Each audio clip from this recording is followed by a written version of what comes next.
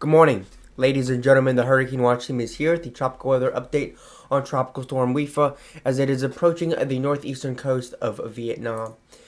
Here's the latest update. It is currently got maximum sustained winds are at 50 knots. Minimum central air pressure is at 984 millibars.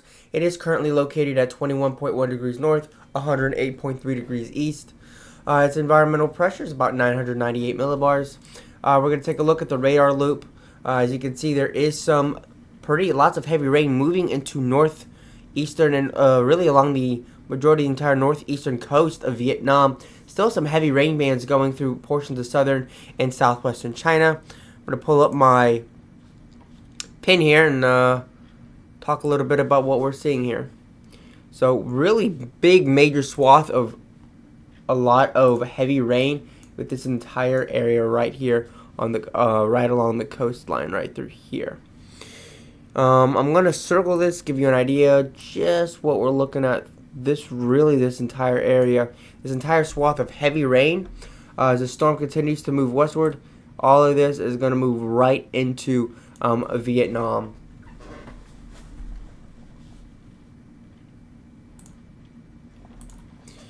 Alright, given that, talk a little bit about the Windfield. Again, we do have that Windfield there. We got the 34-knot Windfield, and then as well as the 50-knot Windfield extent. Much smaller, but it is just off the coast of northeastern Vietnam.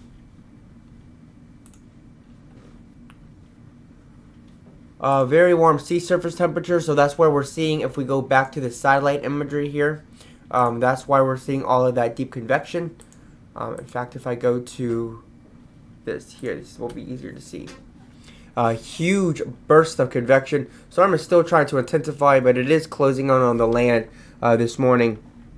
Again, in northeastern Vietnam. So there's very strong, lots of heavy rain, lots of thunderstorms. That's why we're seeing roughly in that area, roughly in this entire area is where we're seeing the heaviest of the rain.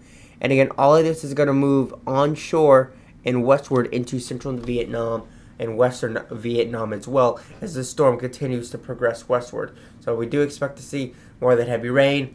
Lots of flooding, perhaps landslides, mudslides are also going to be possible with Tropical Storm Wipha as it continues to move through portions of Southeast Asia.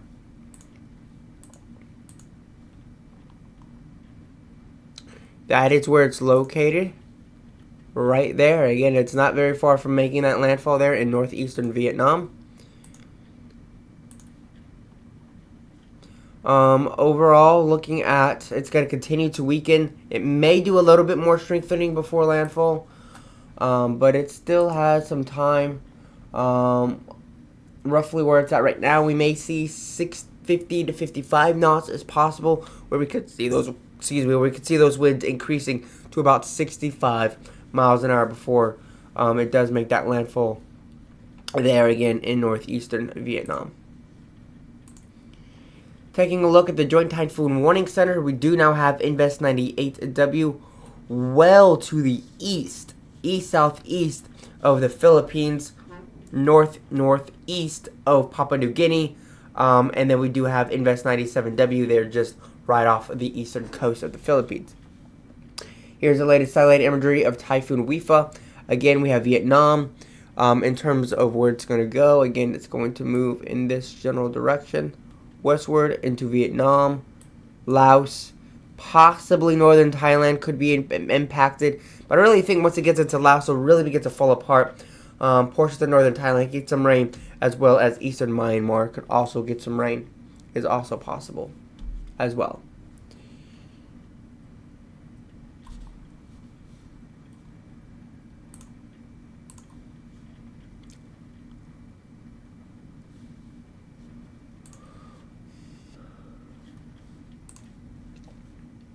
So in terms of what we got with these other systems, Invest 97W is pretty far off.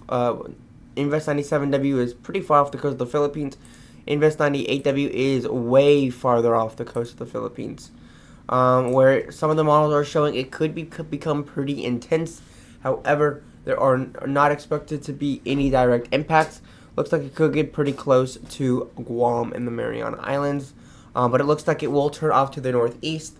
The jet stream will pick it up and steer it off to the northeast before it gets too close to Japan. I do want to take a look at the models and get an idea of what we're looking at with these systems. So we're going to take a look at the HWRF model. Again, here's the storm. I'll look at it. We're going to see a lot of that heavy rain, where we're going to see that convection a little bit off to the west. Again, that storm is going to move through Vietnam, through Laos, and perhaps through portions of northern, literally just lost my train of thought. Thailand and Myanmar. There we go.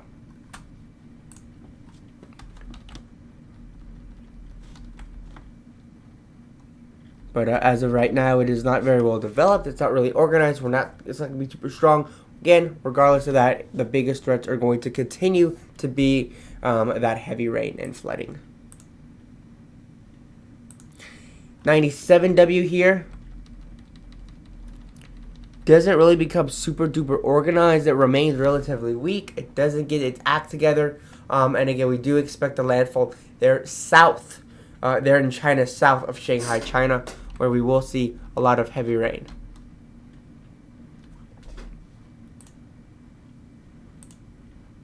Invest 98W could be a little bit different. A lot of the models do show it becoming a lot stronger, including with what the HWRF is in fact showing. I do believe that is Guam right there. So it will be relatively close when this does bypass. However, it won't be close enough to where you'll see super powerful winds, but we will be seeing some rip currents for sure and some pretty big waves there on the eastern part of the island. Definitely have to watch the storm as it does develop. This will be interesting. It does look like it will take quite some time. Here's 2 days out.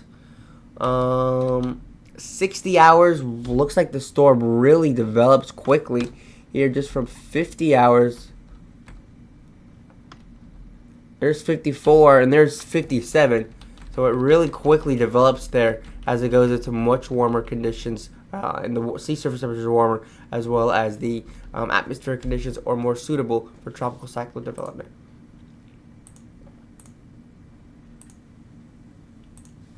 So a majority of the models are showing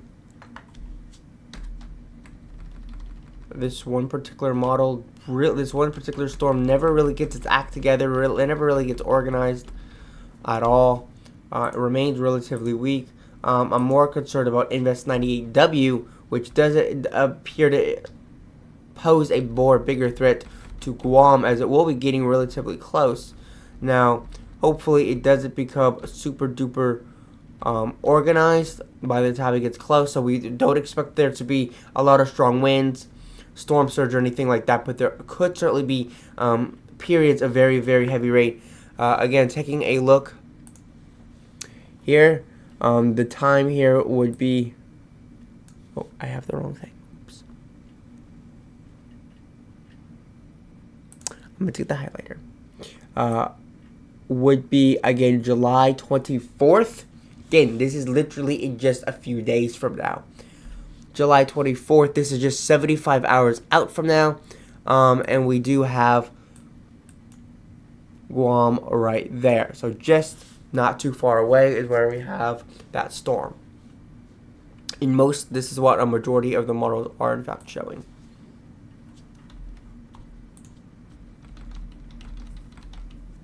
Does begin to organize relatively quickly, and does show it does become generally pretty powerful down in the 940s. We do get an eye developing. We get an eye wall all the way around the center. So this is something we're going to have to closely monitor. GFS with 98W also showing the storm could become not as powerful, but does show it gets much closer to Japan, to the island Japan, than any of the other models do. So this will be, again, depending on how close this gets, will really be important. based on what the conditions they could see in Tokyo and on those cities along the coastline, could see some more rough conditions, heavier rain, gusty winds, stronger winds, but the flooding and heavy rain will continue to be the biggest threat for Japan. This will not be a wind event.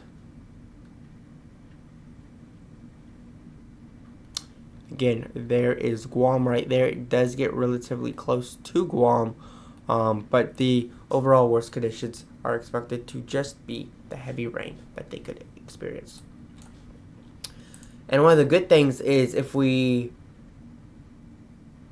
go here, we actually have the ability to see, if I can find it.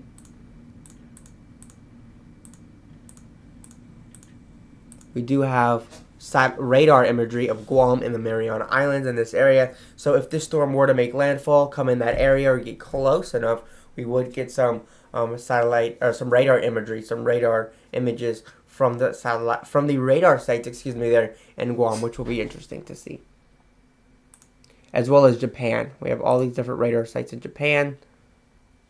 So anything like this does happen, we do have the ability that we will see some images, some radar images from Japan, and also very close to Tokyo.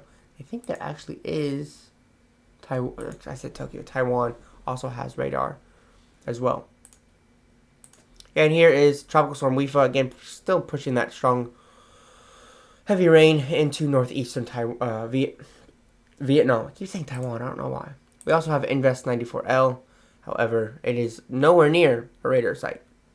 So we do have some time until the storm. A little bit of radar is popping up there in the bottom left-hand corner. Nothing too crazy right now. Gotta go back to the satellite imagery here. I don't think that, for some reason, satellites. That's interesting. The data is completely unavailable.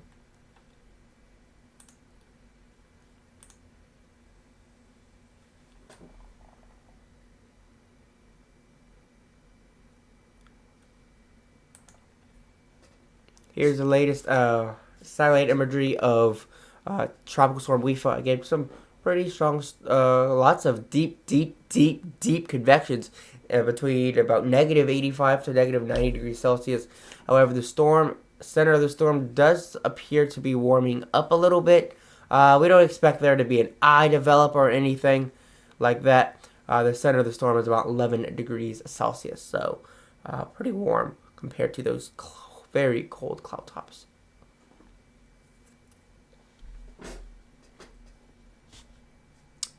Alright, I'm going to end this off here. We talked a little bit about everything. We'll continue to talk about the conditions there in Vietnam. We'll continue to talk about this. We will have an automated live stream later today. Thank you all for watching. Stay safe. This has been the Hurricane Watch Team, your source for cyclone information. Peace out.